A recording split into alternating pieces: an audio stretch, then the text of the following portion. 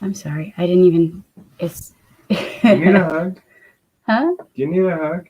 No, I'm actually live right now. But afterwards, sure. Oh, you're live right now. Yes.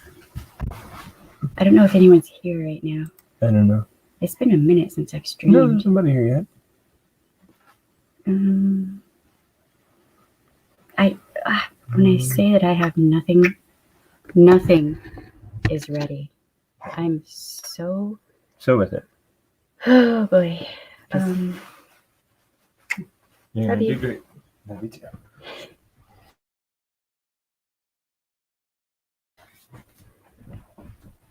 you too. Hello to anyone who comes on. Welcome to Words Have Power. Let me see if the sound is working.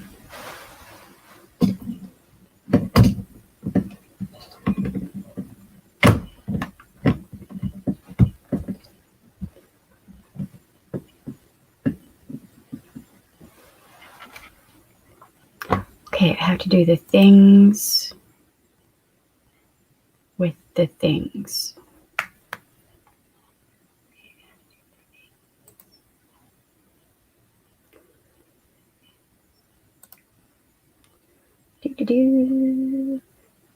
Hello to whoever is on here. It's been a minute since I've streamed. All right, sounds good.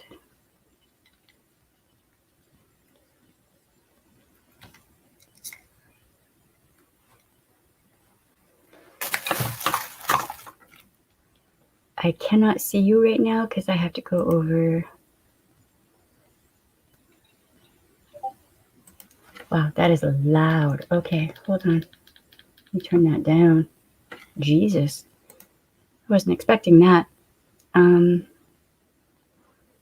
Copy. Hey Shannon, how you doing? What's up? How are you doing? I hope you're doing all right. I miss you. I miss your face. Give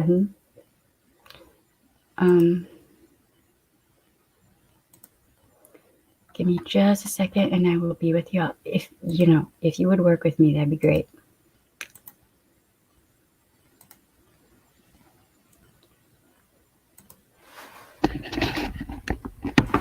I can't move that. Right.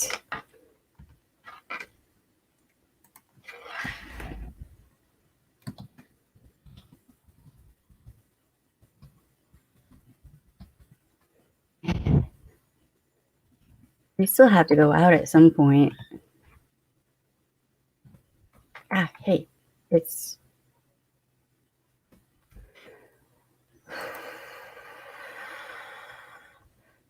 So someone messaged me and asked me to look into something, and then I did, and then I was really irritated. So I'm going to dive into something in this stream.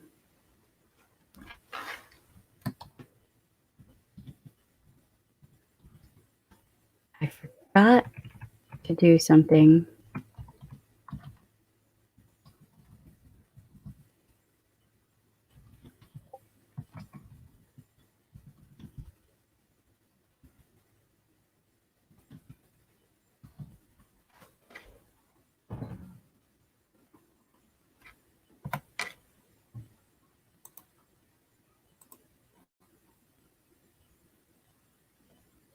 Hello, any day.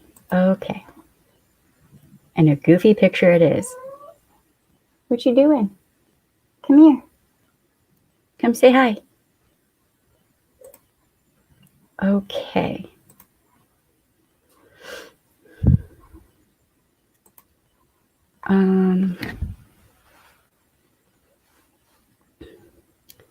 Let me see here. Paste.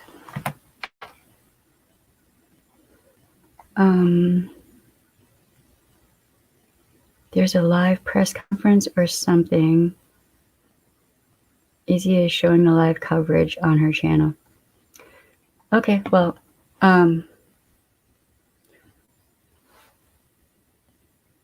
People can watch the replay. That's fine. Okay, so somebody messaged me and was perturbed. It's one of my ex-coworkers who still works as a victim's advocate and had watched the body cam footage of the law enforcement officer, hey Shermer, who, we'll get there. They wanted me to speak on this, to like look and review at what they looked at and reviewed. So I did. And I was unnerved. I was equally irritated by what I saw. Okay. So I have not looked at other content creators' videos or live streams or any of that, or opinions, none of that, okay? I have only looked at, there was a press conference. Hold on, see, yes, there was a press conference with, I think, an attorney and law enforcement. And then there was a video that Miss Petito, I hope I'm saying her name right, that she had made of their road trip. And then there was body cam footage from, hold on, let me get to it. Body cam footage from law enforcement. Those are the only 3 things I have looked at so far. Copy. And all 3 of these things I found in the same article. Let me drop the link in the description. Right there. Okay. So please bear in mind that I am an ex-sheriff's deputy, and I've been on many DV cases in and out of the courtroom as a sheriff's deputy. Also, I'm an ex-victims advocate. So I'm going to be looking at this from the perspective of somebody who worked in the field, who was trained to spot the abuser and the victim, who was trained to see body language, facial expressions, all of that, words that are used, behavior that is exhibited. This is what I was trained to do. This right here is what I was trained to do. You're going to see it. Hey, Hatter, how you doing?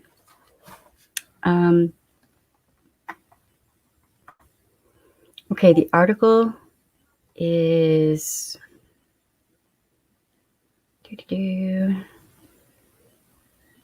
from a news channel. Hold on, let me see if I expand this. I need the name. That would be great. NBC News 2.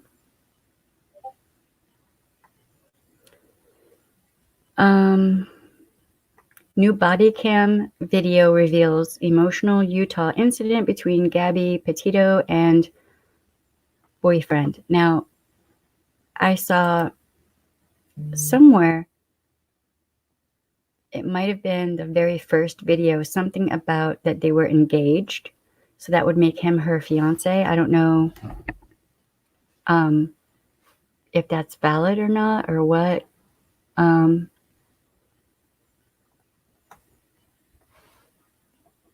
Okay, so Gabrielle Petito, 22, reported missing by family on September 11th. Hey, Bad Art, how you doing? What's up? I'm going to be reading an assessment of something, so I may not interject and speak with chat as much until I get done with what I'm talking about. Y'all know I like to talk with the chat. I'll get there. Just bear with me. Okay. The Northport Police in Florida. Please note that with my speech impediment, sometimes that Northport is going to be hard for me to say. They named the fiance, Brian. See, here they have it, fiance, whatever. Named fiance Brian Laundrie as a person of interest and describe him as uncooperative with the investigation. Put a pin in that. Hey Teresa, how you doing? All right. Police release body cam video of August 12th incident between the couple. I have problems with this body cam footage. I'm just going to straight up say there will be, more than likely, there will be cussing. Okay? So bear that in mind if you have children around, headphones or earbuds. Okay, there is a candlelight vigil for Gabby planned for Saturday, September 18th at 7 p.m. at Northport City Hall in Florida. Alrighty. Let me get to... So they had an altercation in Utah just weeks before her disappearance.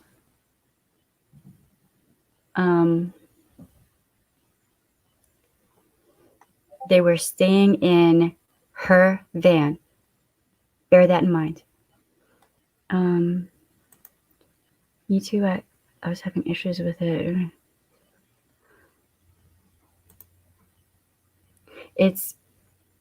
We gonna be talking about it. We are going to be talking about certain things. Okay, where is there's one thing that I want to, I gotta find it. Timeline of events. All right, we're gonna go over this because timelines are actually pretty important. Can y'all hear me all right? Any glitchy issues, anything? I know there's always a lag, so.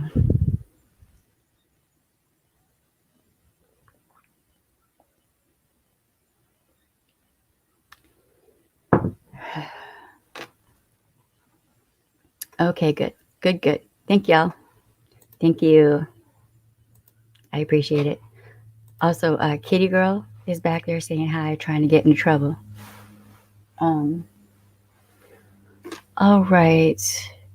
Timeline of events. July 2nd, 2021, Gabrielle Petito and boyfriend Brian, his last name is a nightmare for me to say, leave New York in a white Ford van, which is hers. This is her property.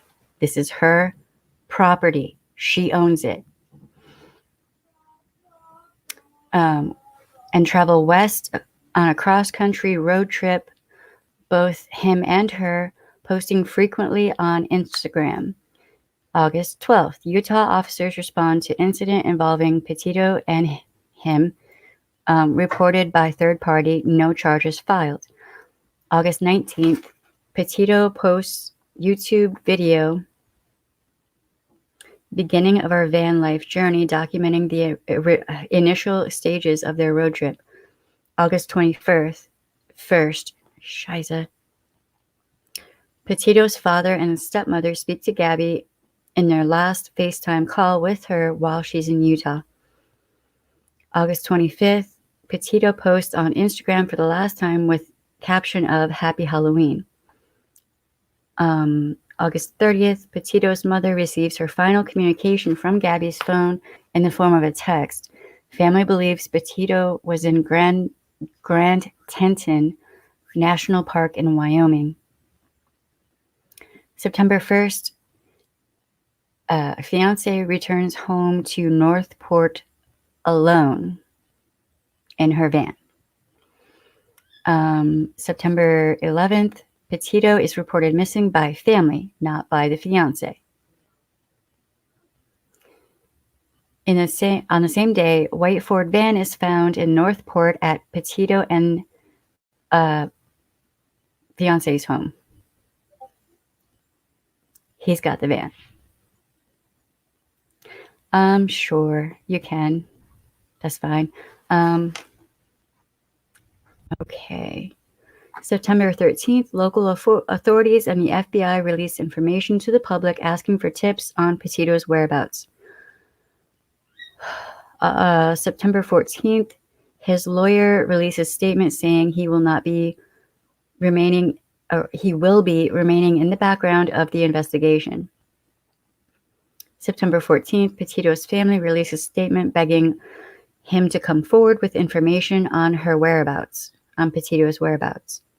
September 15th, Northport police named him as a person of interest and described him as uncooperative with investigation. Oh, really? Okay. Hey, V.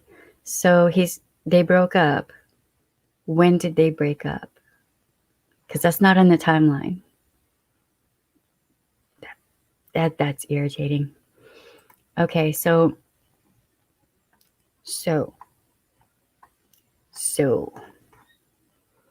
in the video where they're doing their road trip thing, the video that she put out there, the body language is slightly off. It is not bad. It's not bad, but it's off. Okay, well, see, that makes sense. I totally get that. They were young. But you know how a lot of the time an abuse victim will smile like everything is fine? There's domestic violence going on, but they smile like everything is fine and it's all hunky-dory, and it's actually really not.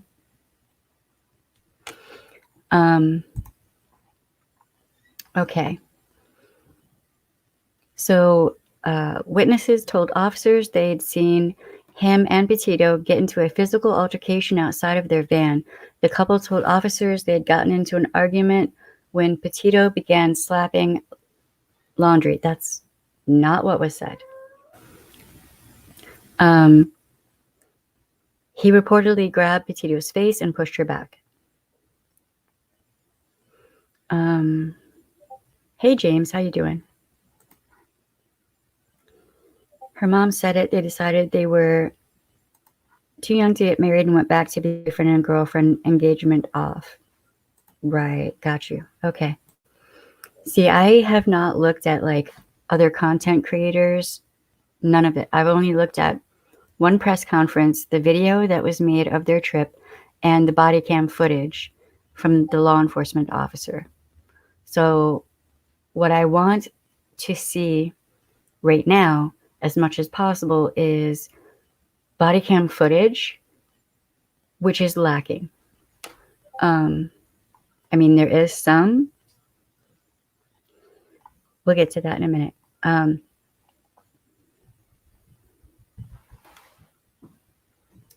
Give me a second, y'all. I'll be right with you. Oh, hey, baby. Wait, no. I want my pasta. You want your what? Pasta. Hold on 1 second.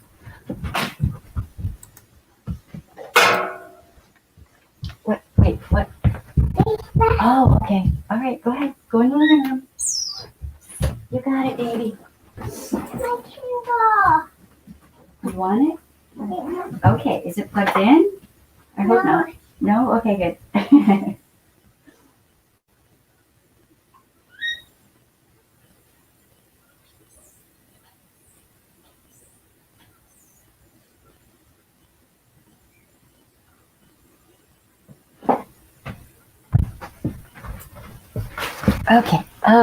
Okay. I still haven't put that thing back up. Shit. Okay.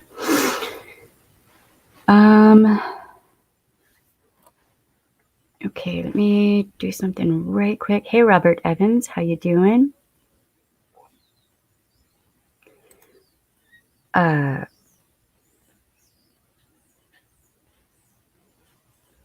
going based on like training, years worth of training and whatnot. So, okay, that right there. Hey, James. I'm adjusting, taking my mind off things with this. Okay, so the body cam footage from law enforcement. I always side with a member of an oppressor class. Hold on. Alerts. Being the villain. That way you will never go wrong. Wow. It's not always the case. It's not always. I always side, with the person who shows obvious signs of being the victim, and there's more that goes into it than just like wounds, if that makes sense. Like I have notes. Look, I got notes. Okay. All right, so we're talking about the altercation. So one thing to think of, just first off, all right, you go with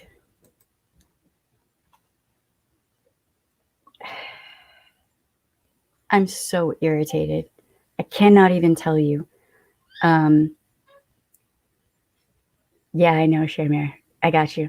I can't even tell you how irritated I am. Because in a lot of law enforcement departments, you do not have enough good training in domestic violence.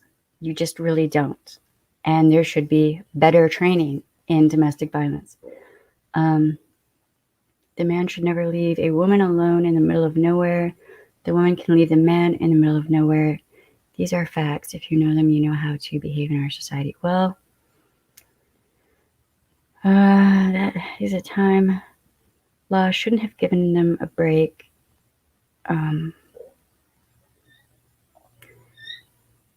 We're going to get there. All right. Uh-oh. Hold on. 1 sec. Shit. I hit the wrong button. Okay, right. Always and never are two words we should always remember to never use. That's kind of good, though.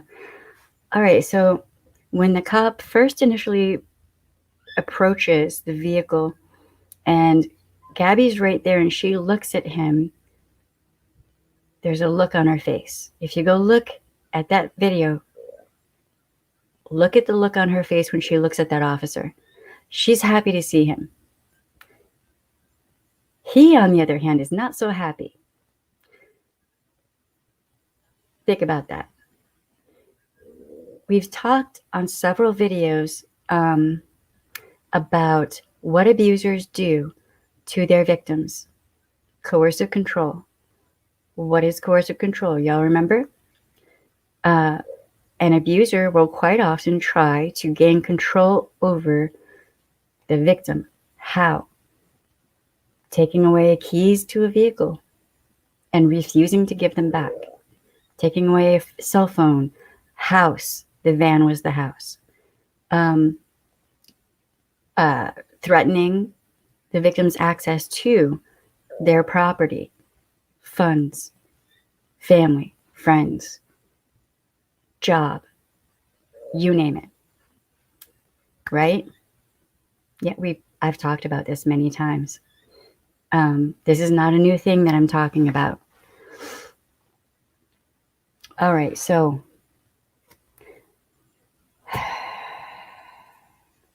sometimes a victim will fight to defend themselves. And they may leave wounds on their abuser. And that does not mean that the victim is the abuser.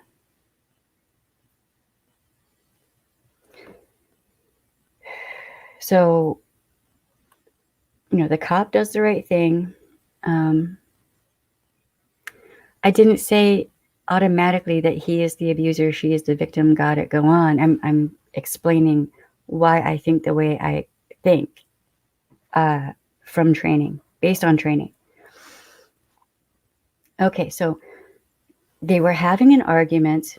It was public, and he expressed many times that he didn't like the fact that it was public. He did not like that. Abusers never like to have arguments or any of that in public. where witnesses can see it, because they don't want anyone to know what is actually going on. He had her phone too. Good to know. That's good to know. Hold on 1 second. Let me add that to the notes.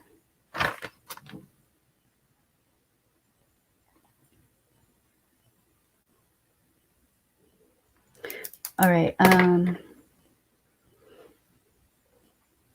That's one of the first things I saw and thought of, the scratches, especially the claw marks. Yes.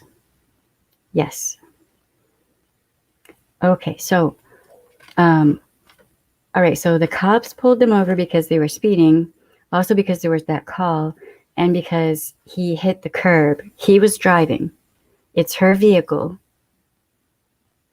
He's refusing to give her the keys because he doesn't want her to drive off, because they're having an argument and he thinks they should separate and just go for a walk and like walk it off.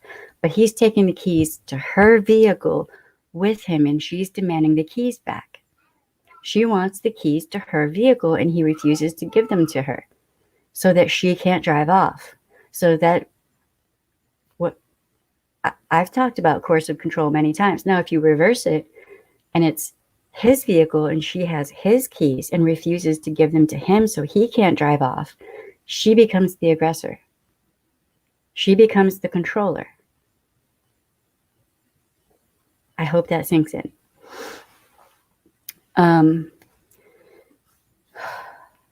Hello, Olivia. How you doing? Hey, Donna. Okay, so he's deciding that they need to separate for a minute to calm down, but he's got the keys to her vehicle and he's going to retain those and refuse to give them back to her when she demands them back. It's her property. I've said this many times. Nobody has the right to refuse you access to your property at all, ever, unless you're drunk or something like that, right? Then that would be for your safety.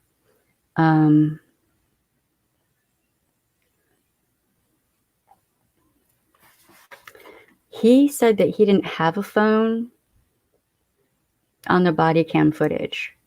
So, I don't know. Maybe he would have called from someone else's phone or something. Okay, so he doesn't have the right to take her keys away from her to make sure she can't just drive off. He doesn't have that right. It's her property. It's not his property. So when she's demanding her keys back and she's trying to take them back from him, and he grabs her by the face and pushes her back, if she then, in the act of being grabbed, right, how did he grab her? Did he grab her and hold her? Trigger warning. Did he grab her and hold her like this, like she showed in the body cam footage, which, by the way, is very close to the throat? Red flag. That's a red flag. To the bearded officer who missed this glaring red flag, along with the keys and the cell phone and the coercive control and the potential for actual abuse from him, fuck you. Fuck you. Fuck you.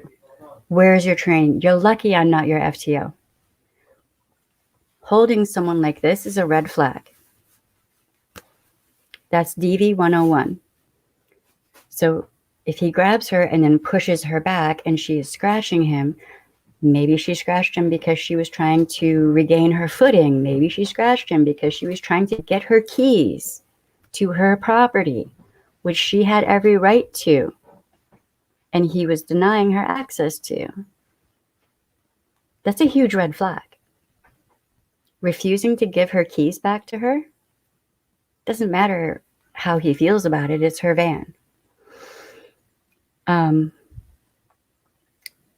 Okay, so the officer really doesn't speak with her all that much. The other officer does speak with her. So you're not seeing as much body cam footage of her, but what I saw of her was she was emotional, she was hyperventilating, her body posture was very slumped, very small, very in. She was kind of bending over. She looked overwhelmed and unsure. She was very self-deprecating. She was putting herself down. Okay, look. Let's go to the notes.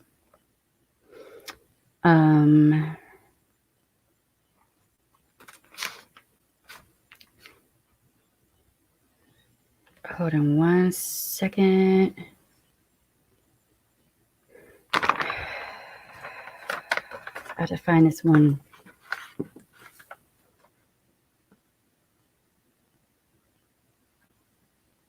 I have so many notes, y'all.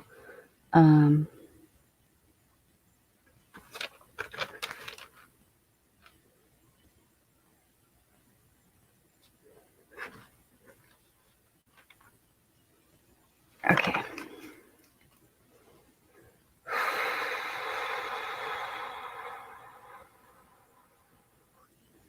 Okay, so here are the notes that I have. He grabbed her chin / face. Was that because it's very, when you're grabbing someone like this, it's very easy to hit the throat. Okay. To push her away. When she tried to retrieve her keys, she tried to retrieve her keys. When he's speaking with law enforcement, he immediately starts going into the nuts or sluts. Remember, we've talked about that. Nuts or sluts. Hey, Kirsten, how you doing? He immediately goes into the nuts or sluts defense. Straight on.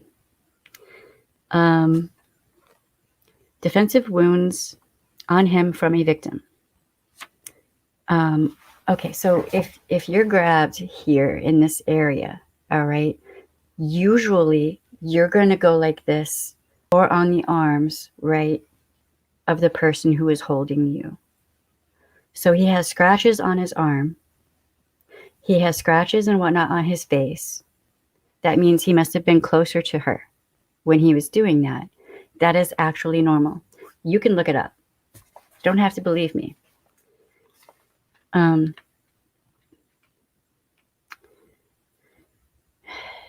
Victim indicates he held her forcibly. She is self-examining. He's blaming her. Not good.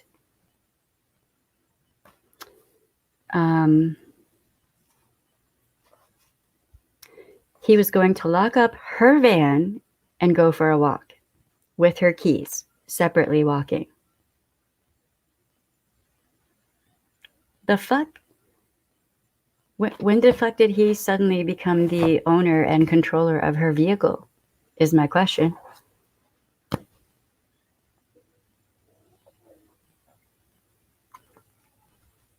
I mean, if he wanted to have partial control over that vehicle, I guess maybe he should have paid for part of it too or something. I don't know, but they should both have their names on the deeds. But if they didn't, and that's her van, then when she wants her damn keys, he should hand them over.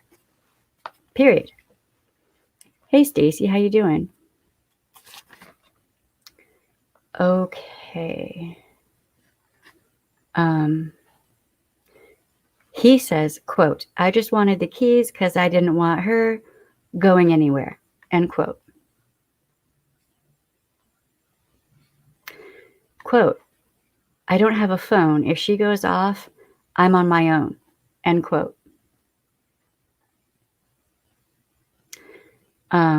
This would indicate to me coercive control. William Sanders, "A man does not have a right to put his hands on a child or a woman unless to protect himself, period." Yeah, I agree with that. Vice versa, too. A woman doesn't have the right to put her hands on a man unless to defend herself. And also property, right? Like, a woman doesn't have the right to deny a man of their personal property. For example, I wouldn't take Marcus's keys and be like, "No, bitch, you ain't taking your vehicle." What the fuck? No, that's abuse. Hatter, "I don't know. It could be on her name due to insurance or drama. We don't know. From everything that I've heard, it was her vehicle." So, and regardless, if that's their home, it would make more sense to leave the keys with her so she can get in, because it can be very unsafe for women in an area they don't know. So if she just hung out in the vehicle, she would be safe. He could walk up to the store or something. Donna, 1971. I'm kind of new here. I love how soft and well-spoken you are. And then all of a sudden you drop the F-bomb. Well, thank you. It's this.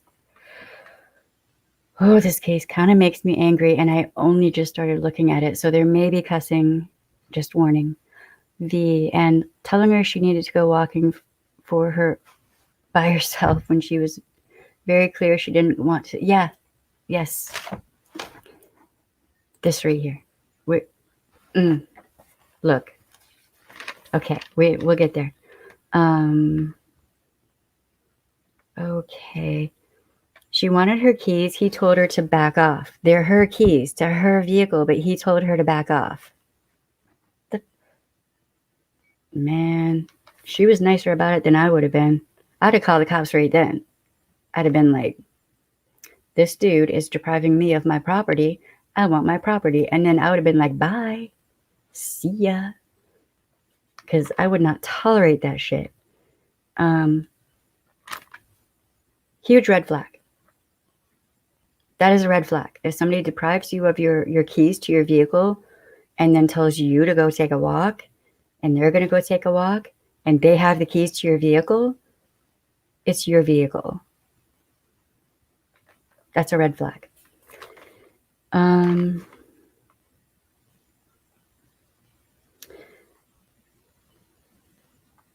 Quote, I didn't get overtly physical, end quote. What the fuck? What in the fuck does that even mean? I didn't get overtly physical. That's from him.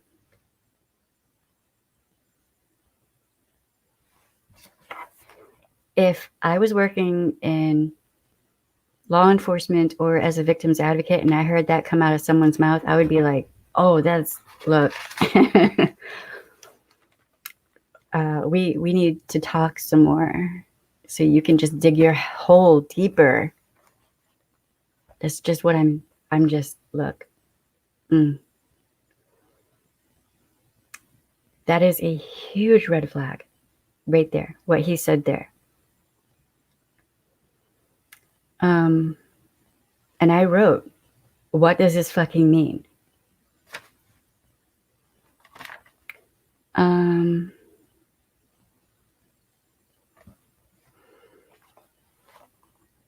I mean, yes.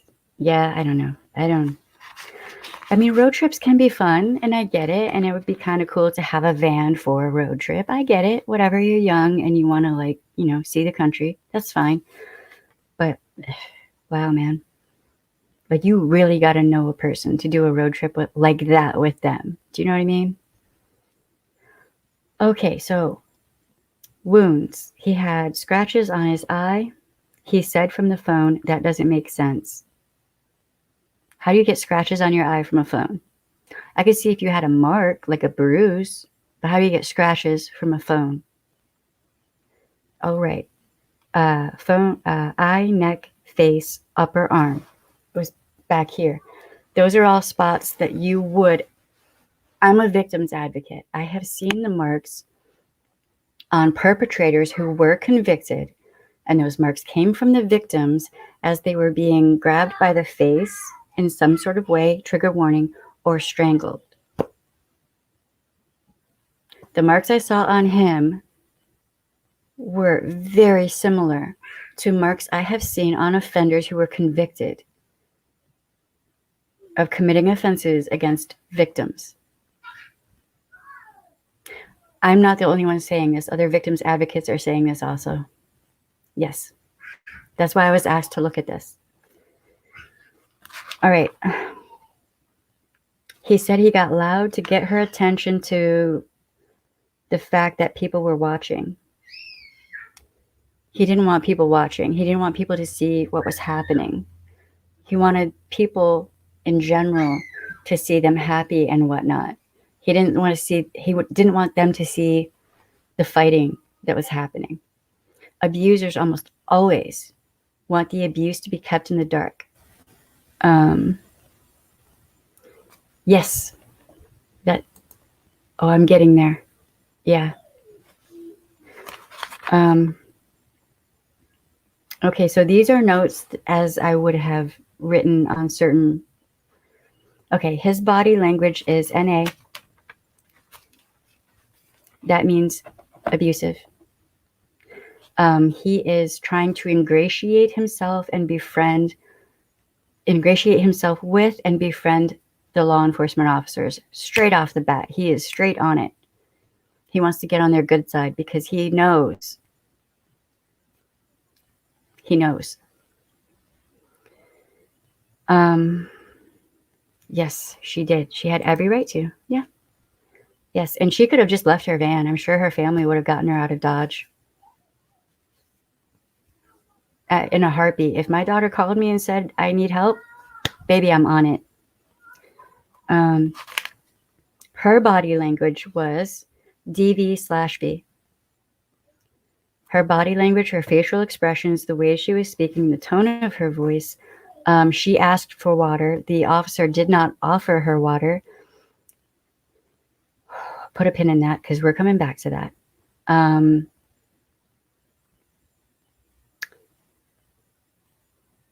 I saw every indication that she was the abused in that situation. With him, they offered him water. They asked him if he needed anything. They were very friendly and ingratiated with him. What in the fuck? Here's where I start fucking cussing. Here's where I start getting irritated. Here's where I go from being nice to being, I wish I was your FTO.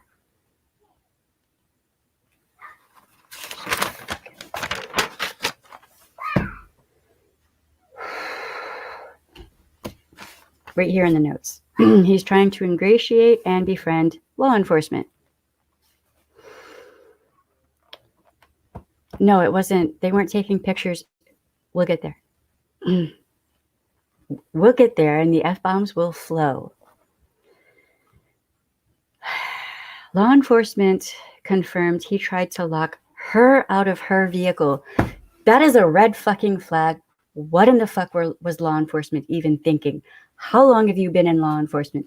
Did you have domestic violence training? If so, who the fuck taught you? A Cracker Jack box? Because this is some bullshit. He took her keys to her vehicle and locked her out of her vehicle. She had to crawl her way into her own vehicle. He was withholding her keys. If he was withholding, motherfuckers, look at me. I hope, bearded officer guy, fucker, you're part of the reason that I am ashamed that I ever worked in law enforcement. If he was holding her keys, withholding her keys from her, that automatically makes him the aggressor, and you need to look into that. You need to ask questions about that of her as well. Sometimes you have to sit and talk with an abuse victim for a while before they will open up to you and tell you what the fuck is going on. And isn't it convenient that the female officer who spoke with her majority of the time, her sound wasn't on the body cam footage of her speaking.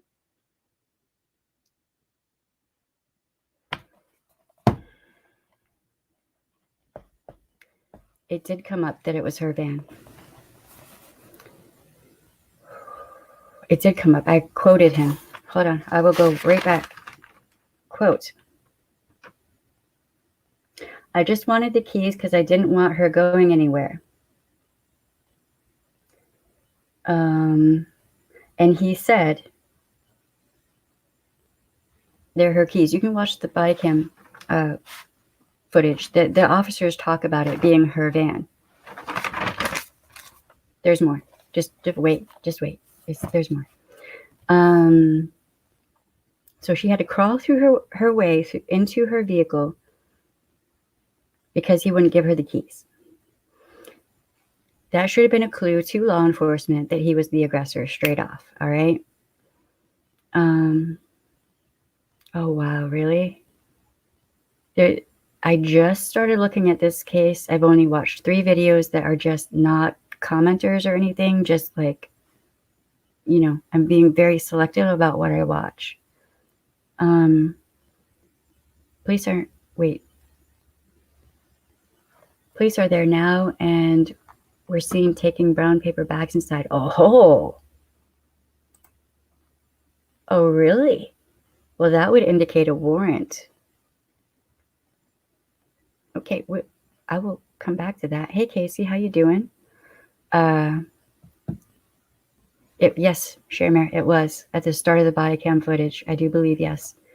Yeah, it has been a while. Casey, how you doing? It's been a minute.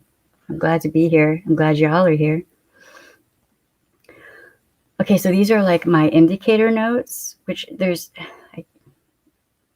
I do things a certain way for reasons. Okay, so he pushed her when she was trying to regain her keys to her property.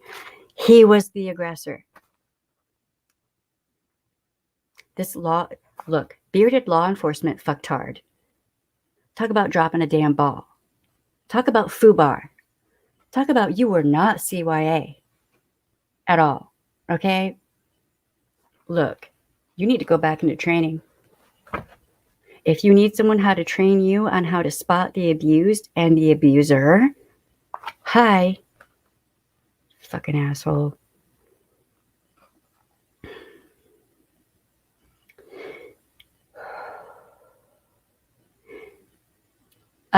Boyfriend laughs when law enforcement says she was the aggressor. He laughed. Was that not a clue for you? He knows he was the aggressor. He knows. Law enforcement are idiots who fell for his BS. Good fucking job.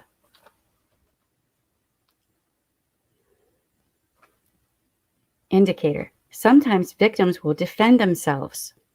Law enforcement idiots. Sometimes victims will defend themselves. Sometimes they will reach a point where they can take no more and they will defend themselves. That does not make them the aggressor. That makes them still the abuse victim, just defending themselves. I don't know how much further I can break this the fuck down so that you can get it, bearded law enforcement guy. I don't know your name, but I wish I did. It's probably a good thing I don't know your name, because complaints.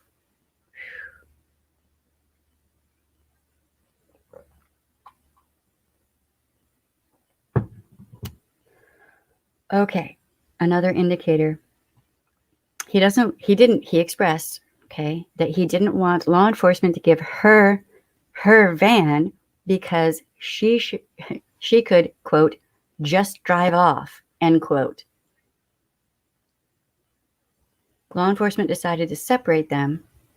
He wants control.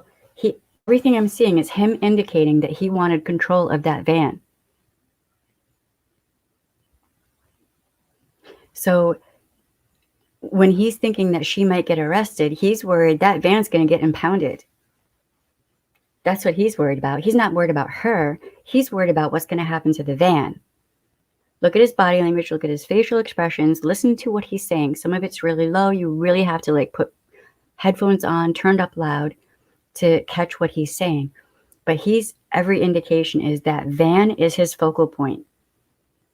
Ultimately, from everything I saw and from all of my training, he doesn't give a fuck about her. He only cares about that van. I'm not looking at the chat right now, but I will. I'll be right back with you. Another indicator, he doesn't ask where she will go. He doesn't ask where she will go. You know, when you say they're going to separate them and everything. Or show any worry or concern for her beyond her not driving off. He's worried about the van. He's worried about having control over that van. Period. Not, is she going to get a hotel room somewhere? Is she going to be taken into custody? Where is she going to be sleeping? Is she going to be sleeping in the van? Where is she going to go? He doesn't even ask. I didn't hear at any point him asking about her well-being. It was just the van. Okay. Indicator. She said she was trying to get him to stop. So the officer goes back to her and asks her, and he's very aggressive. He's with his wording. Okay. Fucking idiot law enforcement officer, bearded fucktard. You may not know this, but if you're dealing with someone who has been abused by someone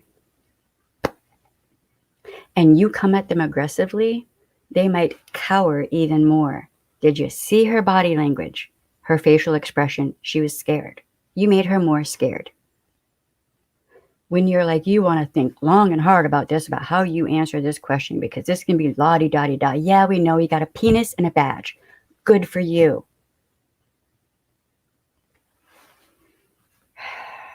He asked why she punched him in the arm while he was driving the van. She was trying to get him to stop. In other words, she did not hit him with the intent of causing great bodily harm. She wanted him to stop driving her vehicle because law enforcement officers were behind them. He was not listening to her when it comes to her vehicle. You fucking idiot law enforcement officer, bearded guy. He was controlling her vehicle and thereby controlling her. Literally, I can't break this down any further.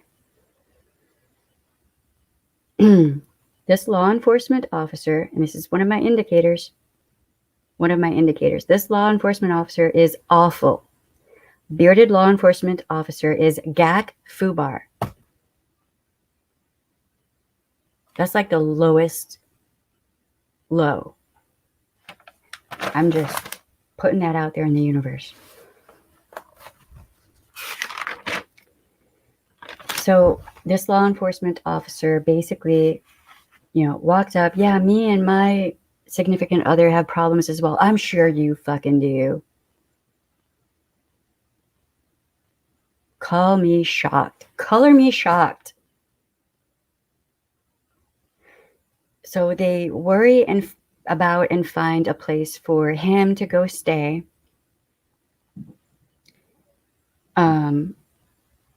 I didn't see what happened with her. I didn't actually watch the full video. I still have a portion to read or to watch and read, really.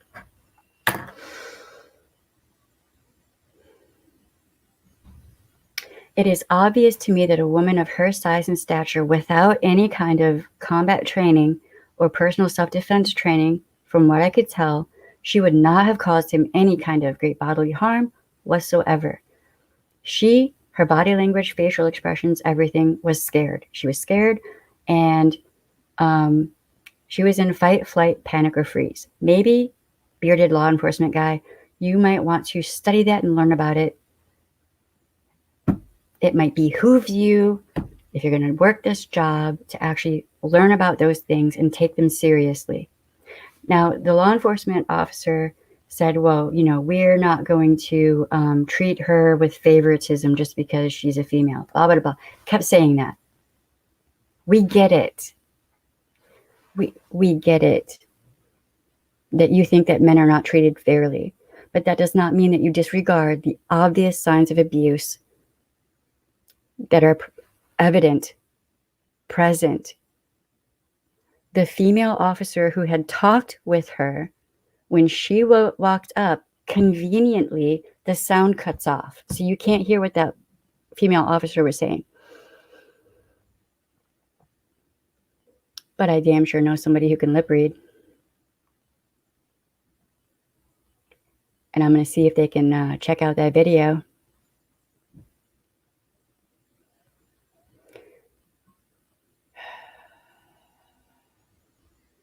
This makes me wonder how many domestic violence cases this guy has worked where he just, oh, there are marks on the guy, so therefore it must be the guy's the aggressor. Not always.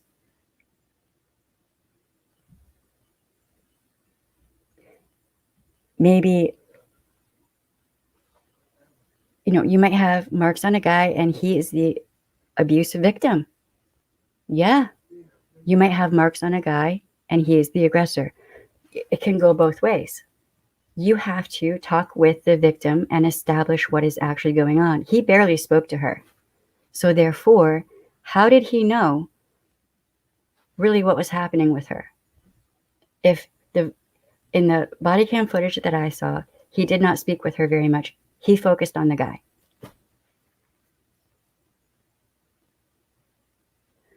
If you know that a victim who is held like this, which she clearly said happened, and he said he downplayed it, right? Like abusers often will. They'll downplay what they do. He just pushed her away. He goes like this. He indicates he just pushed her away, right? She went like this. Two separate things. If you're just pushing someone away, you're not grabbing their face, holding them so that they scratch you, and then pushing them. These are two separate things. That officer is something. He needs to go back to training. Okay, let me try to come back here to y'all before I can't go up any higher. Hey, Casey, how am I doing? I'm doing... where's the other body cam footage? I don't know. I'm going to look and see if there's more. I'm hoping there is. I'm hoping there's body cam footage from that female officer is what I'm hoping for. And if they're not showing it, I don't know that her family would ever see this. If somebody could put the word out there, the family, her family, and if they have an attorney, should subpoena that department for that female officer's body cam footage and any other officer who was present. All of them. Get all that body cam footage. Yep.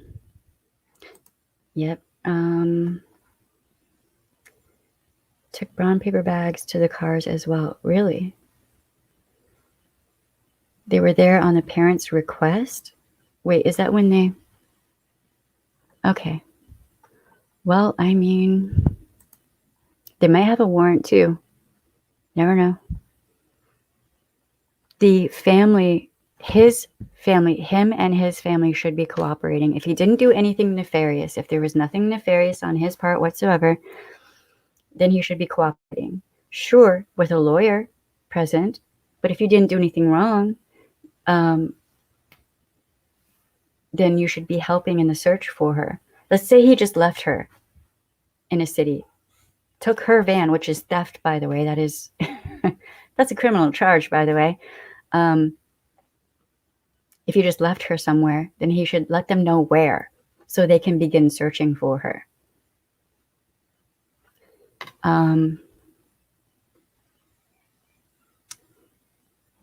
Right. Yeah. Hey, Vlad, how you doing? No notifications. That's great. Well, I have to start streaming again, for my own sanity as well.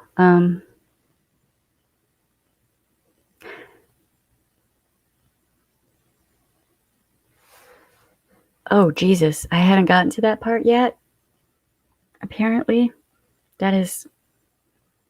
Wow, that's fucked up. That's... Okay. I might have to stream again tomorrow and I'll read... kind of reading. I'll watch the rest of the video and we'll talk about more tomorrow. Go in and hit unsub, resub, and re-hit the bell. Yes, YouTube is a pain in my fucking ass. You have no idea. You have no idea. If it was in the city, he would have been locked up with very little smiley conversation with the police. Yeah, baby. If he had been in New Orleans and done this shit, Because, officers who actually have more training typically know what the fuck they're doing.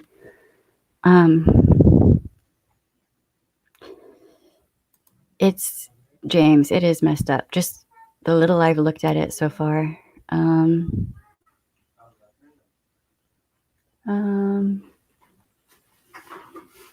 He picked up a hitchhiker after she's talking on Twitter. Oh boy. Does she have proof? Does she have, like, I don't know, photos, videos, something to prove? Because you never know. What's up, babe? Yeah, come see what you're doing. Oh, okay.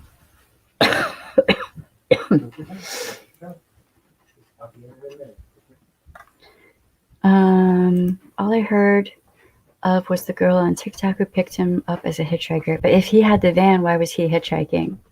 Or maybe it was that night. What? I can't be a floating head right now. I'm sorry. Yes, I can wiggle my butt though, and they can watch me wiggle my butt. Neck beard. Yes, there was a lot of neck beard going on. I shaved recently. I'm sorry if anybody Right. misses the facial hair. I miss it. Job interviews and all that. But by wintertime, you're going to want that back. I'm not growing it out again now.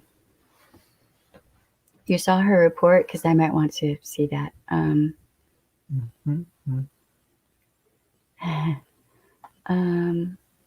We need to find the bearded guy. Was that the officer discussing his wife? That's messed up. Oh, you just answered it. It's okay. You're all right. Oh, I'm sure his wife is just so happy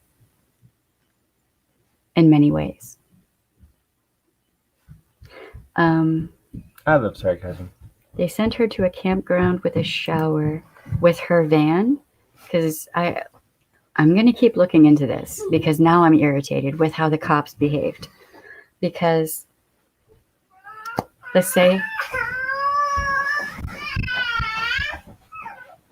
hold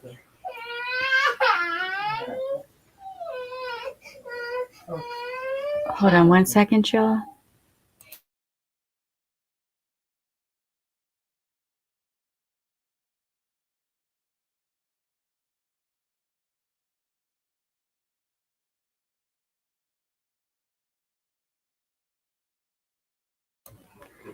Okay, so hold on. It's her vehicle, so they should have sent her off with her vehicle. Like, oh my God, the stream just jumped on me really hard, just so you know. Why the hell did the cop have Brian stay in a hotel and Gabby has to stay in her van alone? She even stated she doesn't drive much and didn't know the area. She didn't drive much, I guarantee you, because he didn't let her drive much, because he kept control over her keys and her vehicle. And he was always driving. Guarantee you. Just from what I saw from, the officer was going to charge her with domestic violence. That's why I'm so ticked off. Because everything I saw indicated that she was the victim. And I'm saying that as a victim's advocate. I worked in the field. This is what I was trained to do. And what I saw was she was the victim and he was the aggressor. And this officer was threatening to charge her with domestic violence, not him. Fucking unreal. They identified him as the victim, and they got funding for victims to pay for his hotel. Yeah. Isn't that lovely? Basta Scheisse. Hey, Northern Healer, how you doing? Akashic. Yes, yep, that's what I saw. Sophie, No, cops are not trained. aren't cops trained to spot the signs? No hate on cops as mistakes happen, but it's strange the cop's reaction. It's mind-boggling. I could tell he was the abuser. Okay. So that, to me, that cop looked like he had an agenda. Not following the evidence and looking with training, with the eye of training, at what was happening with an open mind and just listening, looking at the words, the things that are being said, the body language, facial expressions, tones of voice, etc., and looking at key indicators that are typical of abusers and also of victims. That cop had an agenda, and he can go fuck himself.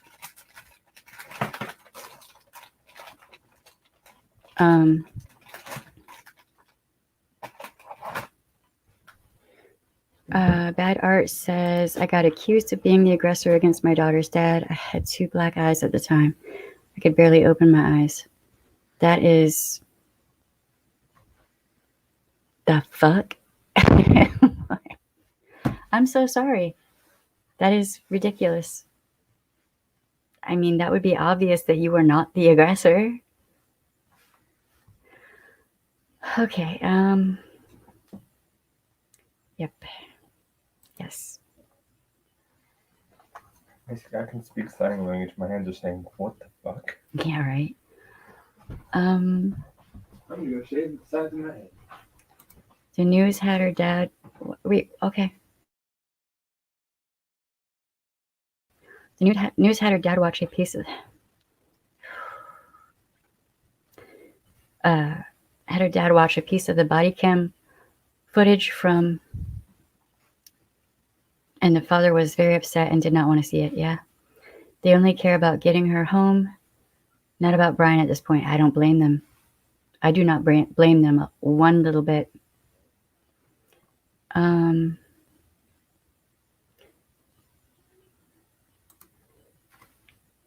AC live streams some news coverage if you go searching for it. Right on. Something is fishy. Even if he left her, she would have called someone. So why didn't she? So now we get to the meat and potatoes of it. As a victim's advocate, I would advise that anytime there is any kind of aggression to this area, the neck area, that is never a good sign. Typically, there will be escalation from there, and it will not be good.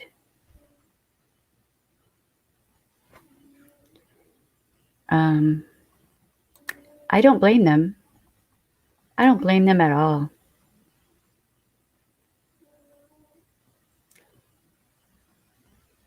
She hardly drives the van. That's, if you remember, I don't know if you been watching these videos for long, but I've been talking about coercive control for a while.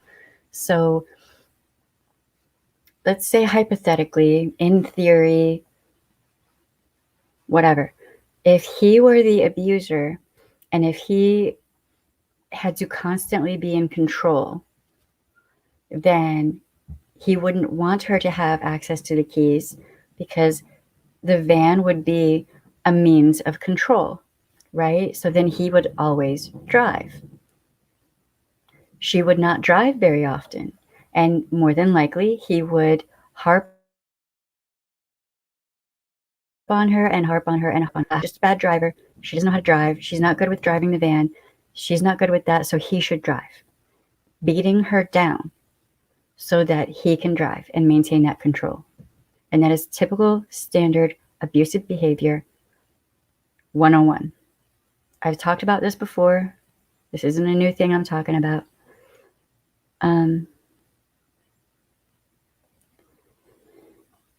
Okay. And the thing just jumped on me a little bit. So,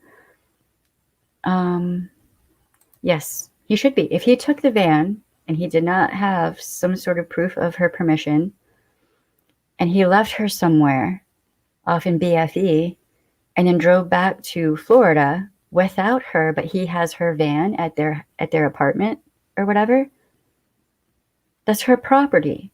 That's theft. Right there. There's a reason to arrest him and hold him. and charge him. That's theft. Do they have her there to say that she gave him property to take the van, or permission to take the van? Do they have her there to say that she gave him permission to take the van and leave her?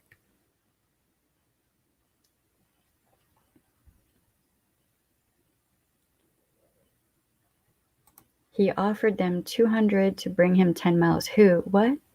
I don't know what you're talking about there. Oh, I'll let him know you said hi. Whose video? Sharemare? AZ's?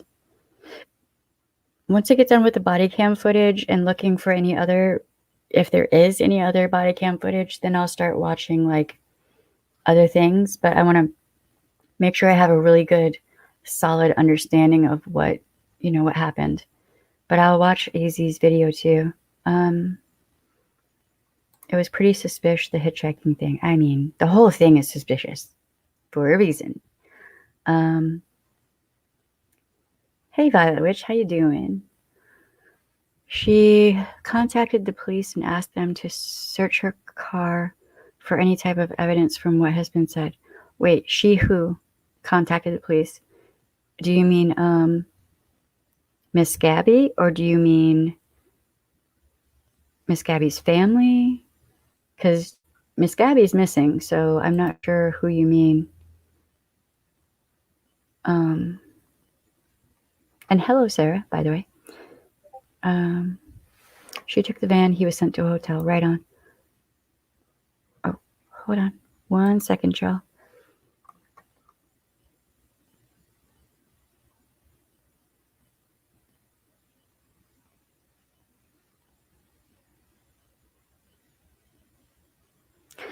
What? That makes no sense. No sense whatsoever. Okay. What, baby? Mommy, I'm magic. You're magic. Yes, you are. Yes, you are. I want my magic. You want your magic? I don't know where it is. Where's your, go look up front. I think you have your magic wand up there. You can ask your daddy to look for it with you. Yes. Yeah. You'll find it. Don't worry.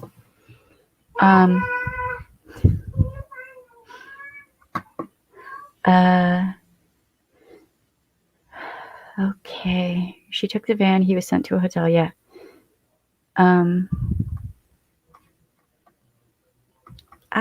Jesus. It jumped. Okay. Hold on, y'all. I'm trying to, I'm playing catch up with the chat.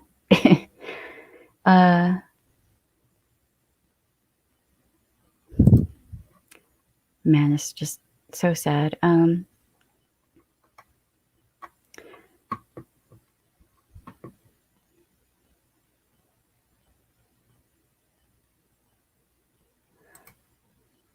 Brian had his best friend tow the van home with a tow truck and pick him up. See, I don't know about that. Yeah, I haven't got that far yet. But if that's true, that's where was she? Still, the question still remains: where was she? And did he have permission to take the van anywhere at all?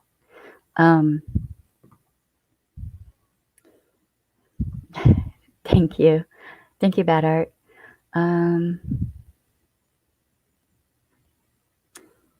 Oh boy.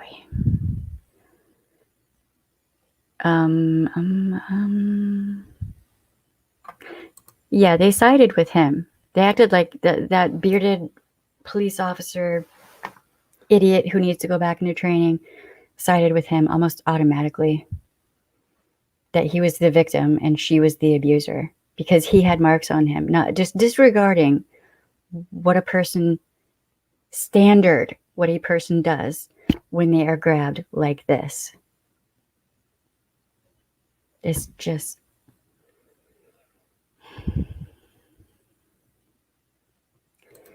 I mean, this, you can go to Real Crime Profile with Jim Clementi and Laura Richards and listen to what they say about anyone who grabs this area right here.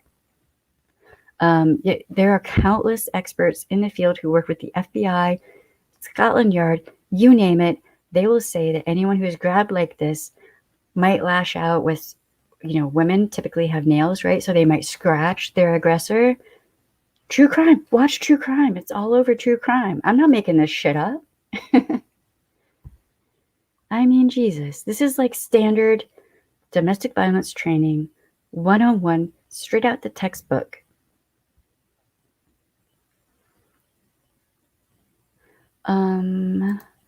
What is it called when a victim stands up for herself and the abuser gets injured or scratched, hit?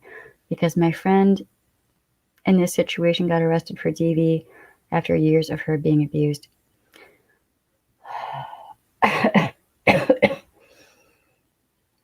Okay, so I've seen this called different things by different experts. So it can be victim aggression. It can be, I've heard one person say victim abuse, like the victim is abusing. That's bullshit. That's bullshit. I do not agree with that. That is bullshit. That is a victim defending themselves. That is defense. That is self-defense. That is self-defense. You have the right to defend yourself if somebody is grabbing you like this. If a stranger walked up to you and grabbed you like this, you would have every right to beat the snot out of them. And you probably would not catch a charge because they grabbed you like this. But if a significant other does that, suddenly it's a crime to defend yourself? No, bitch. No. And I'm saying that to that officer, bearded officer guy who needs to go back to training. Not in a Cracker Jack box, I might add. I thought they realized she was in trouble too. No, that's standard training. You're supposed to separate in a DV situation. You're supposed to separate any parties involved and then speak to them separately. And you're actually supposed to take the time to speak to both for around the same amount of time, unlike what bearded I'm going to try to be nice. I don't know why.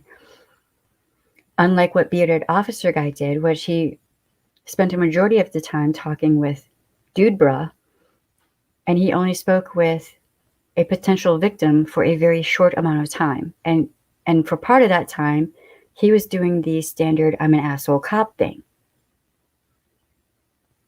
to a potential victim. He never did that with the guy, though. Did you notice that? If you watch the body cam footage, even when he walked up to the guy, he straight off, very friendly. All of them. Did you notice that?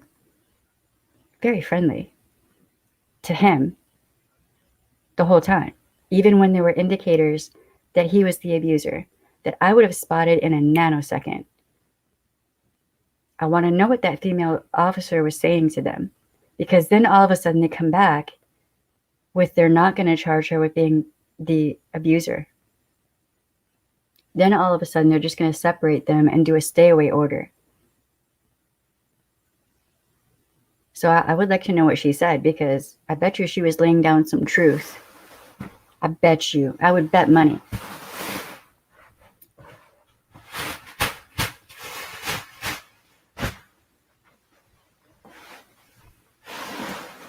Okay.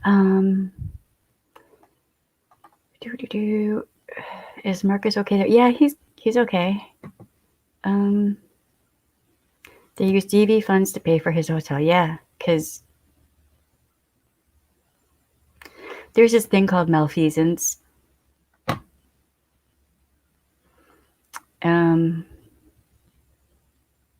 Yes, the boyfriend seemed to over-explain things and was literally laughing everything off as Gabby was in the police car crying. Yes, these are all, thank you. That right there, those are all indicators of who is the actual abuser and who is actually the aggressor. This is standard textbook fucking, you don't have to be a rocket scientist or a genius to figure out what is going on, is what that is. Right there. Thank you for that, Sarah.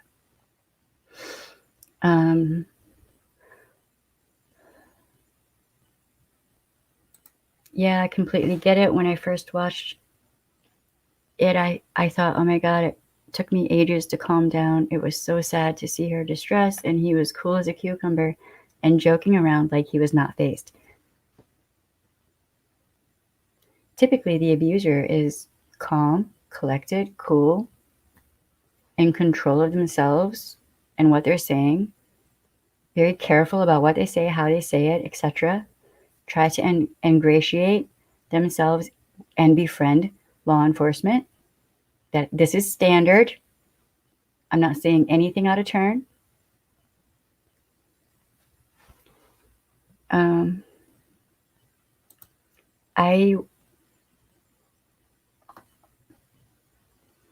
I feel for her family.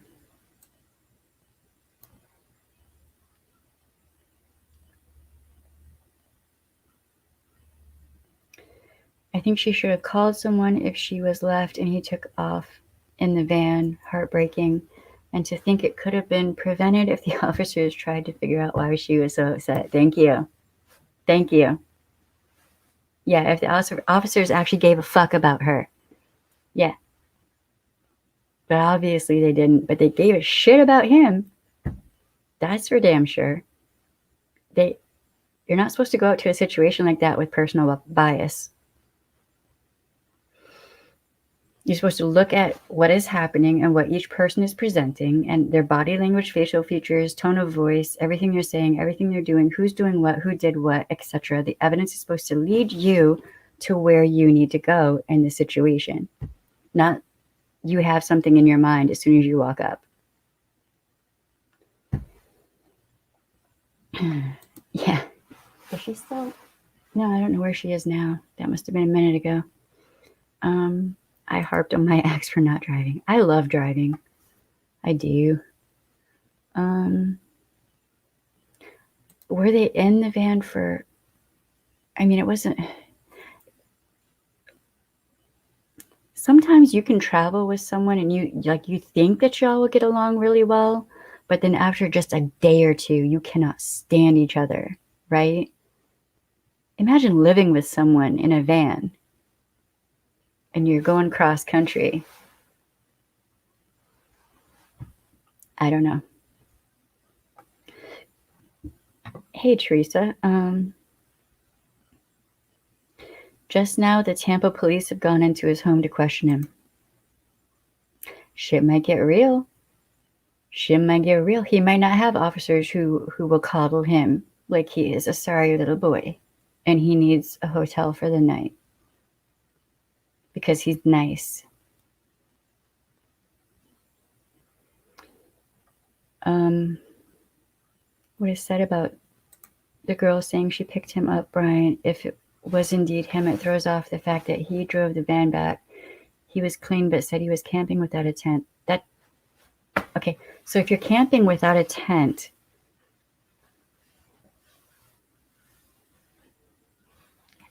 okay, I don't know. That's weird.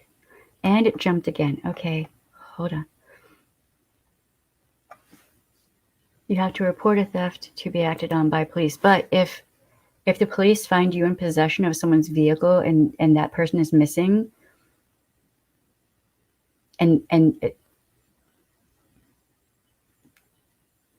he could have a charge of stealing her vehicle. Because she's not there to say it was stolen. They don't know where she is, right? So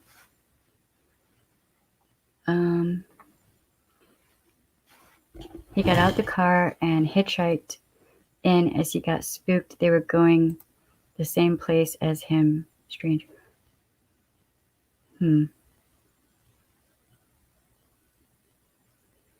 Okay. Well, I haven't gotten that far yet. Right now I'm just looking at like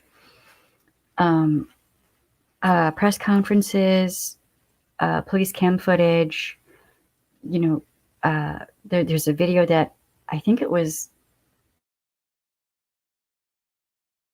Gabby that she had made on YouTube, things like that. I haven't reached the point where I'm looking at other content creators' material yet because I'm trying to be very, not rigid, but like careful with my assessment of what's happened.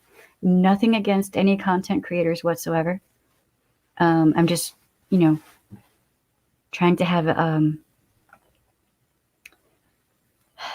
a full understanding of what even happened, because I have ex-coworkers who are victims advocates right now who asked me to look at this. So that's why I'm handling this the way I am. Okay, so that might be trauma bonding. She might be trauma bond. Okay, sidebar.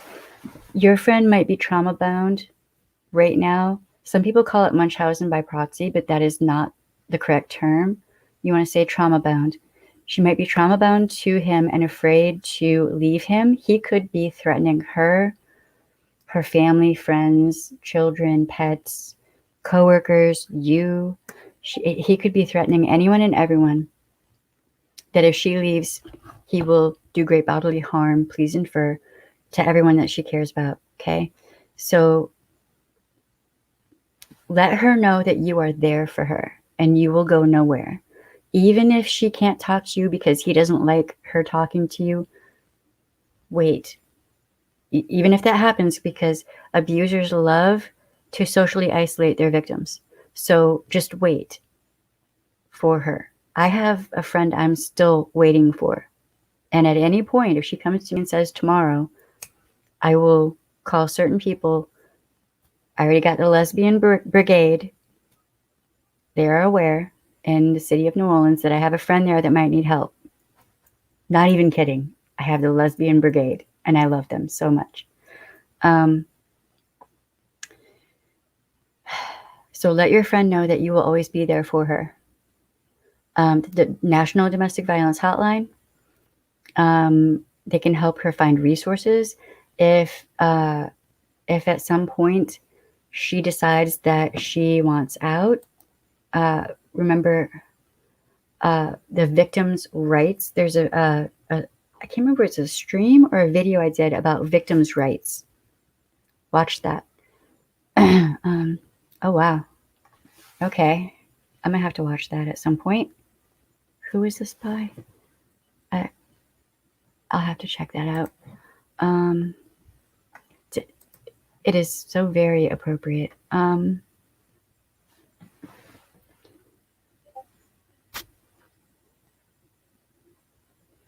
Yes, indeed. Yes, indeed.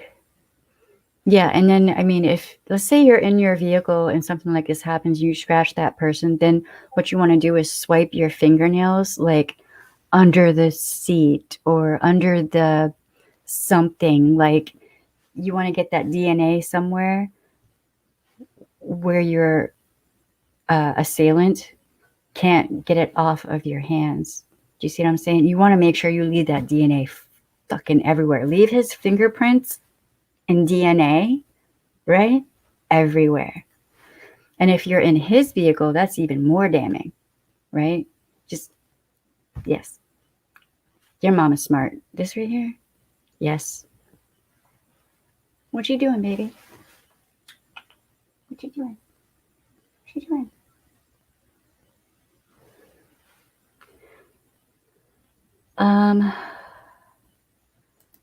Was that bearded fuckface? That's just what we're going to call him from now on.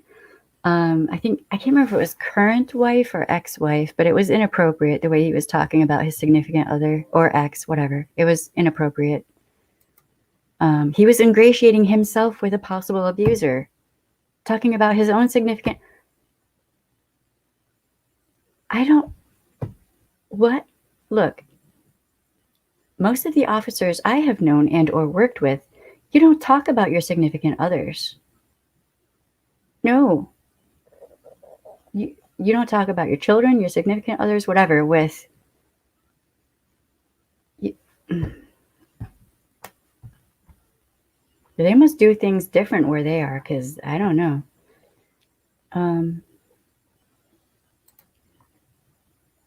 Really? I know he said something about there was a citizen's complaint. He said that the complainant didn't say who was the aggressor. But I have to wonder, did he ask? Or did he really have a conversation about that?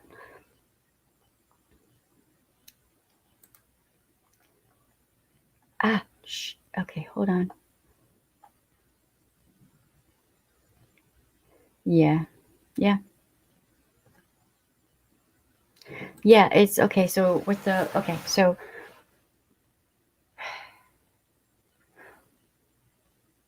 when they first walk up to her and she's out of the vehicle and she's hyperventilating, she's having emotional responses to what's going on. That is a first indicator that this person is probably more than likely, not always, but more than likely, the abused. So here's what we would have done. We would have taken her, put her in the back of the police cruiser if it was really hot to help cool her down, then give her some water to drink. Why? Because hydrating and cooling down is going to calm her down and get her more responsive to communicating what is happening. Do I have to break that down further for bearded fuckface? Just wondering. He doesn't offer her, they put her in the back of the cruiser. That's good. Great. Didn't offer her water. Didn't ask her if she was okay. They're not like concerned about her, but they're concerned about him. They didn't put him in the back of a cruiser. I wonder why. I wonder if on some level they knew what the fuck was going on, but they just wanted to like what?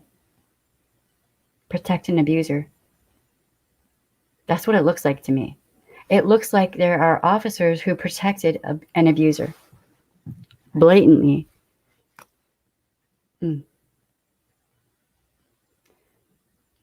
Funny how her family said she's never had anxiety or mental health stuff, but now she self-admittedly does because she's trying to rationalize.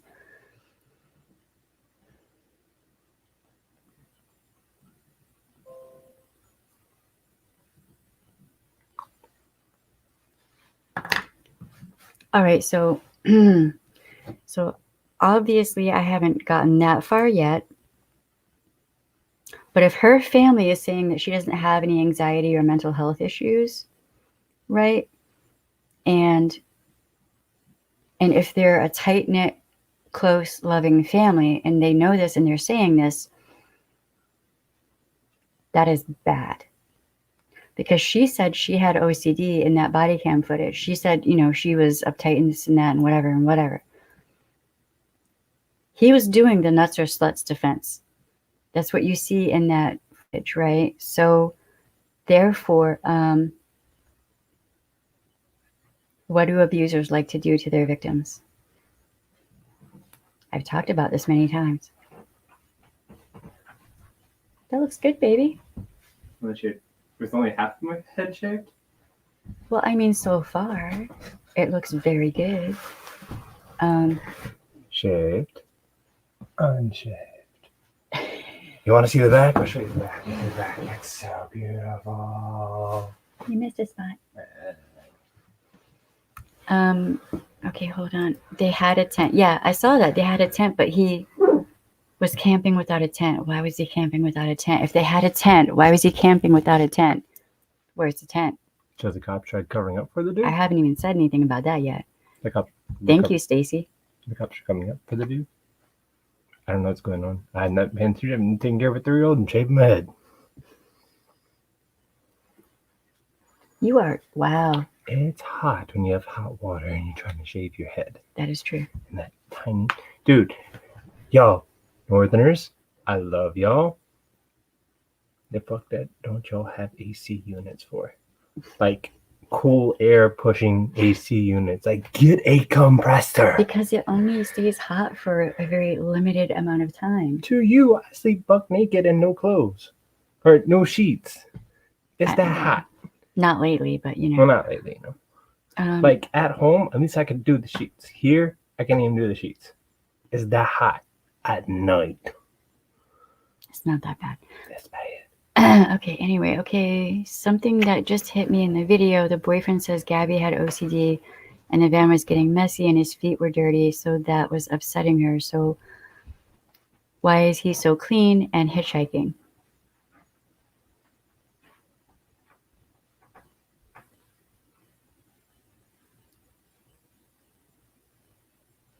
I was going to say that for tomorrow night, but all right, we'll talk about it right now. Look. All right, hold on. Wait. Give me 1 second. I have notes. I have to find it. I have one thing. What?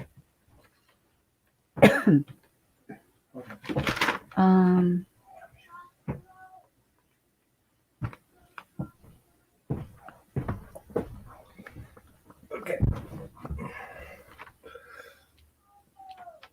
I'm a chicken. Oh God, you're goofy. All right.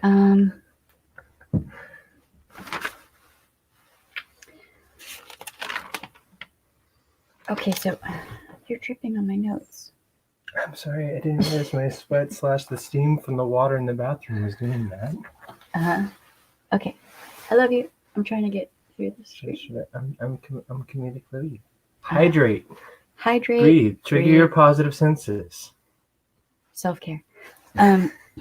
Okay, so he is adamant that with the body cam footage, almost immediately he's going off about how she, has problems and she, this and that, and that's what I said. He's doing the nuts or sluts defense almost immediately, straight off the bat. He's going into how she's nuts. Abusers love doing that. That is an indicator that he is the abuser.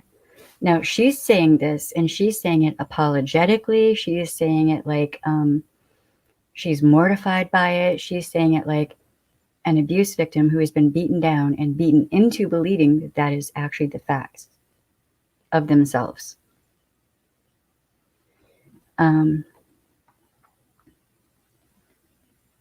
Wait, who's missing? I know Gabby's missing, but who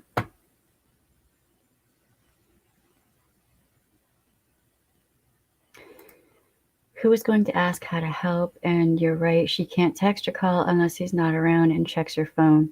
So I only can text back right after she does, or not at all.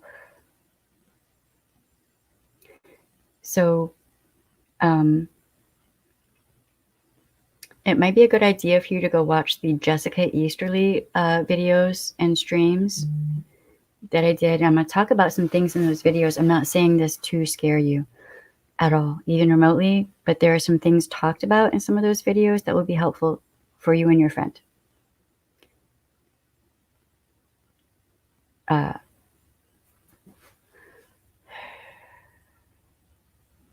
is coercive control. That is abuse. Not allowing her to text and that. No, ma'am. That is abuse. That is abuse. The officers even comment on his dirty feet, and yet he's clean when he gets, home to his. And he was camping, but he didn't have a tent. But there was a tent in the van, right? But what?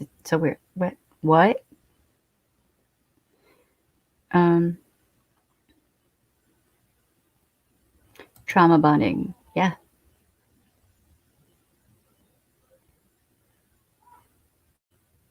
Trauma bonding is where they drip feed affection and alternate it with microaggressions. It builds a trauma bond where they are then too scared to leave or easily go back. It doesn't have to be microaggressions. It can be just full-on abuse.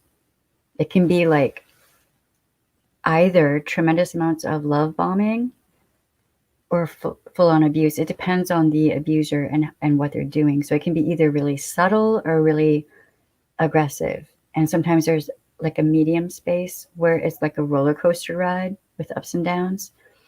It just depends on the abuser. The TikToker said the whole thing was suspicious and she reported to authorities. I mean, rightly so. Rightly so. As it should have been reported. And it went again. I'm still trauma bonded to my ex, but I know I am, so it's less of an issue. Wow. It's similar. Stockholm Syndrome there were some problems with the person who came up with that term and like the whole idea of it. If you look into what was it I typed in? I wrote a paper on it. If you look at I believe it was the problems with Stockholm Syndrome. I don't remember, but there are issues. So I don't use that term. I say trauma bonding because that makes more sense. Oh, that is, wait, what?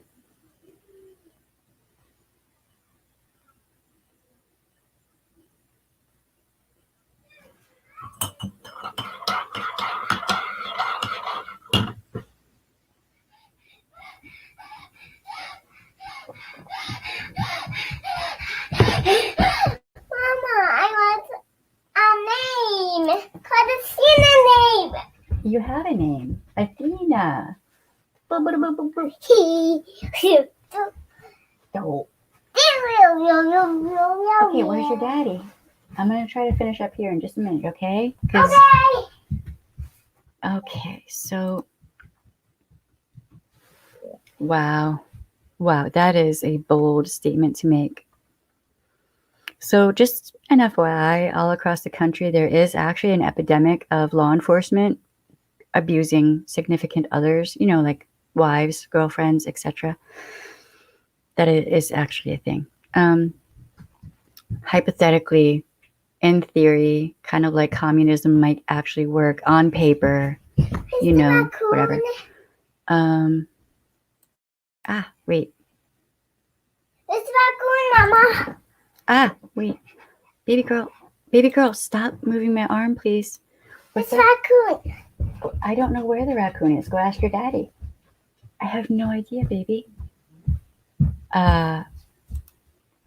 Okay. Do you know where my shoes are? The first thing she said to them was that she had OCD. Yeah, and there's probably a reason for that. Where's my Under the bed. under the bed? Mm-hmm. My boots. Knee boots. Can you put my knee boots on? Go ask your daddy. Oh. Yeah. I've only watched the police video and interviews with family. She said in a video that she has OCD. Yeah, but I mean,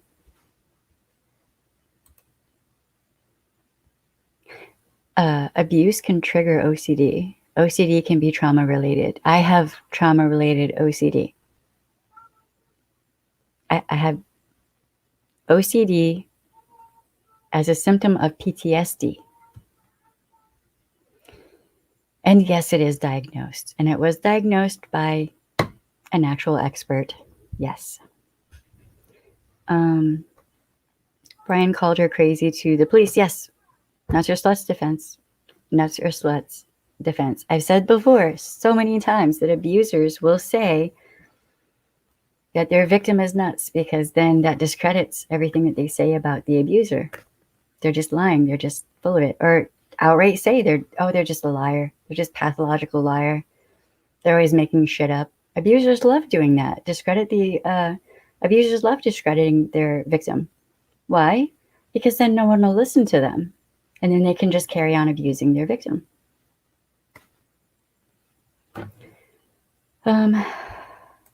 Love the hair. Oh, thanks.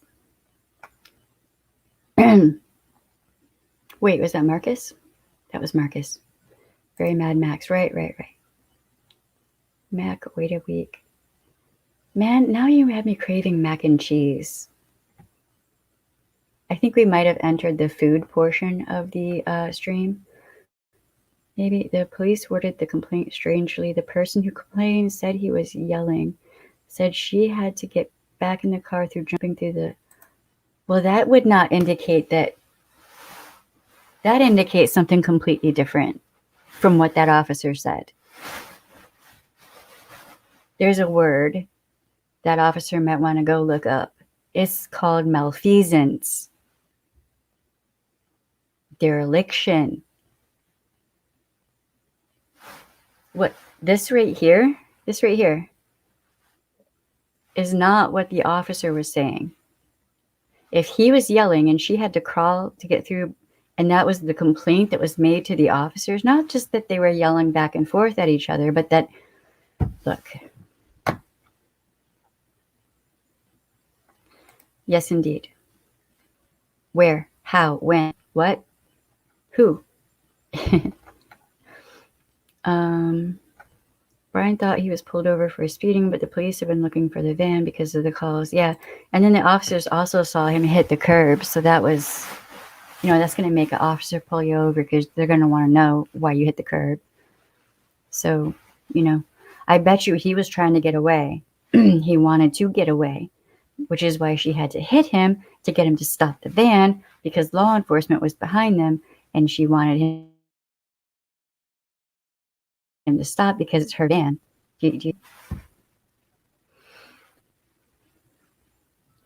Hey Wilma, how you doing?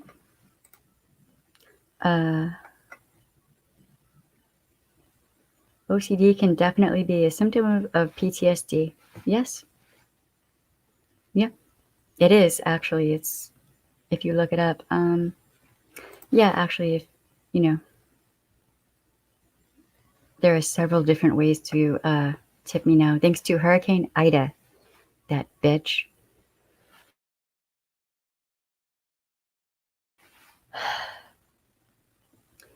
Oh wow. Okay.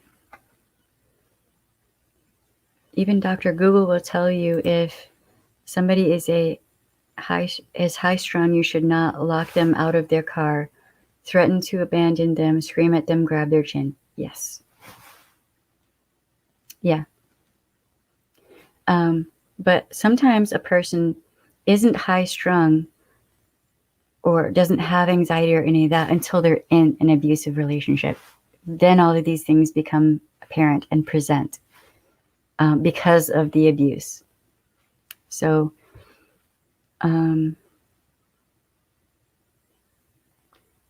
unconfirmed. See, yeah, I'd rather see confirmed. I'd rather see some sort of confirmation or something, some validation involved. Just cut a very large watermelon. Victims' rights. Very important. Crisis line. Man, now I want mac and cheese. Or Arby's or a Halo burger. Can we talk about how happy I am right now? Because there are numerous Arby's around me, and then there's Halo Burger. So good. Verner's and Kogo's hot dogs are right down the street if I need them at the grocery store. It's just so good.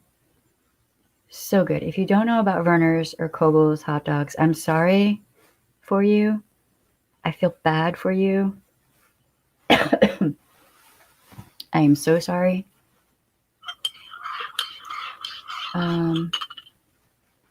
Hey, Angel A. Yeah, we are actively hunting for an apartment, which has been a short trip through hell. There are landlords out there who are absolutely insane. Absolutely insane. I don't know what they're thinking, but they're not thinking with actual logic.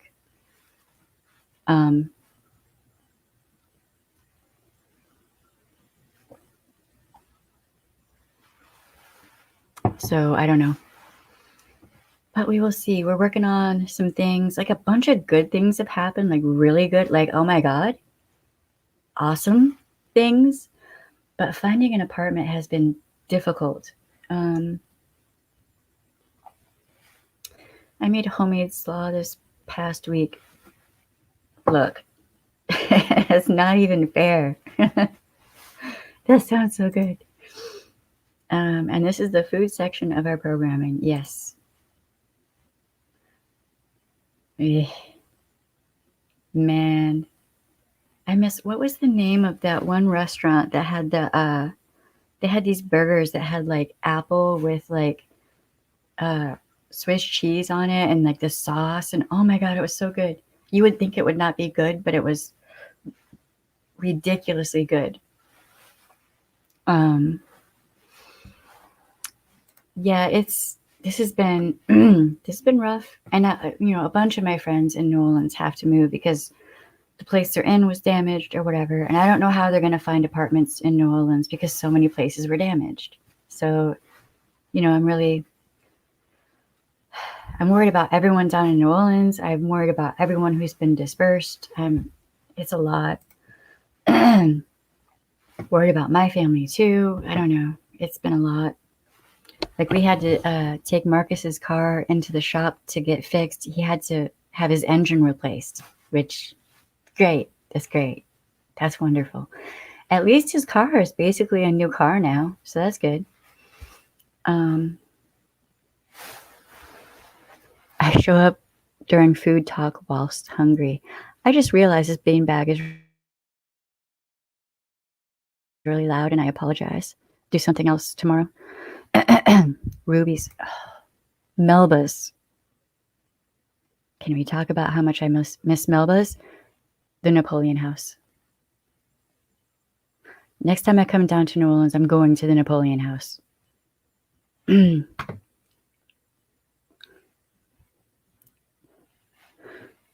That would be great. Tips would be so much appreciated. You have no idea. Oh, so because people have been helping me and my family out, once we're on our feet, we will be doing fundraisers to help other people out.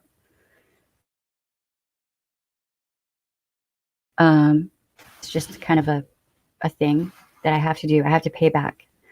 So what we'll probably be doing is I want to do a fundraiser to help the Good Egg Fund.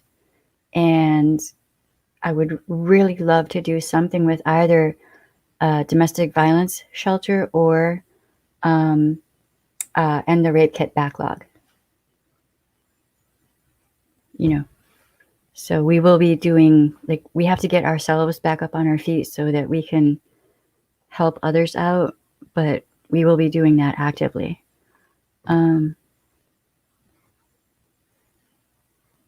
They did a good job on the car then. Yeah, they did. Actually, it sounded really good.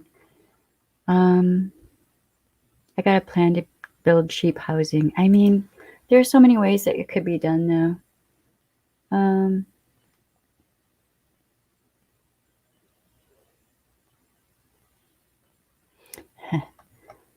Vegetarian sausage po' boys. I'm gonna miss po' boys so much.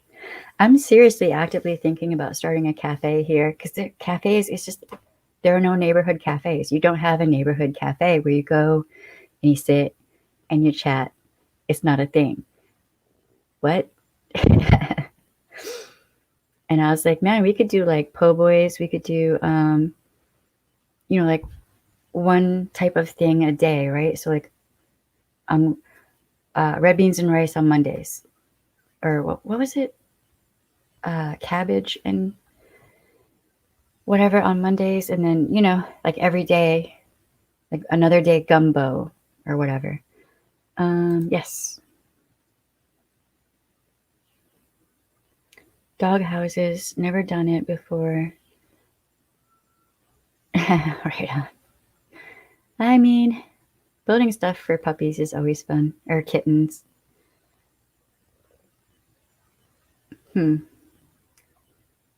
What's the Good Egg Fund? The Good Egg Fund is it? So when Marcus and I were evacuating out, we actually needed help because of the way that like paychecks and stuff fell. We needed help getting a hotel because we didn't actually know where we were going at first. So we got a hotel in Mississippi, and the Good Egg Fund actually paid for that for us for I think 3 days or something like that. And they do stuff like that. They try to help people, in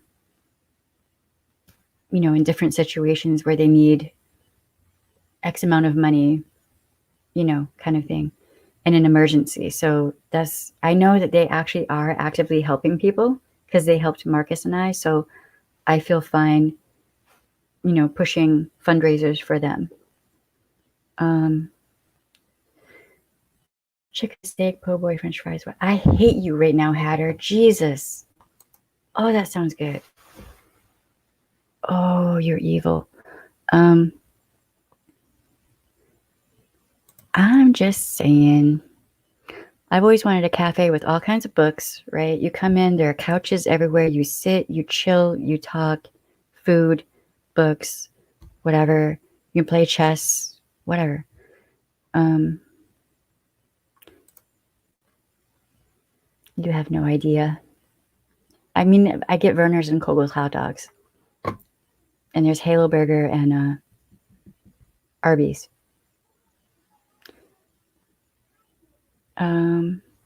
Hope you have a good night too. So I gotta get going. It's actually a little bit past baby girl's bedtime, but I'm gonna try. Like, we're searching for, yes, we're searching for an apartment. So sometimes it's hard for me to stream right now. Like, we are actively, trying to pull things together like that. So it's hard for me to keep a set schedule right now. But I'm going to try to stream tomorrow. I cannot promise that I will, but I will try. Y'all know that I usually stream, Wednesday through Sunday. But right now everything's so up in the air. And I'm also trying to be there for friends who lost everything, and we're being there for each other kind of thing. So yeah. So I miss y'all. I hope to be here tomorrow. Thank y'all for being here. I appreciate all of you. Don't forget you have the right to say no. Your no should be respected. And if you demand your car keys back, they should be given back to you immediately, along with your cell phone and any other property of yours. Period. No one has the right to permanently deprive you of your property, ever. All right, y'all. I am going to get going. We got to do bath time and all that good stuff. And I love y'all. Thank you, Sharemare, for doing your awesome modding. I appreciate you. Smash the like button on the way out. Yes, indeed. And if you're not getting notifications, do the whole unsubscribe, resubscribe, ring the bell, hit all again. And I apologize. It's not me. It's YouTube. I swear to the Great Spirit. I mean, I'm trying to be back. I really am. I'm really trying. And yes, we do need more kindness on YouTube. All right, y'all. I'll see you tomorrow. Bye. Thank you for being here.